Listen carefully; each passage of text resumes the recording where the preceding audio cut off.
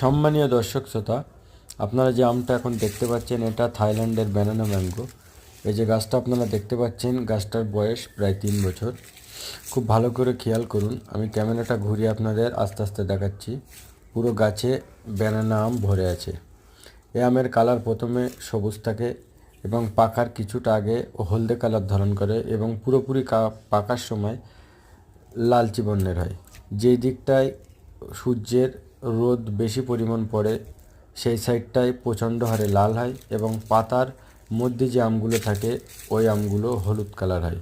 এই banana mango একটাই জাত, প্রথমে সবুজ থাকে, পরে হলুদ এবং পুরোপুরি পাকার সময় লাল থাকে। অনেকেই 3 রকম ব্যানানা বলে বাজারে প্রচার করেও থাকে, তবে এটা একেবারে ভুল তথ্য।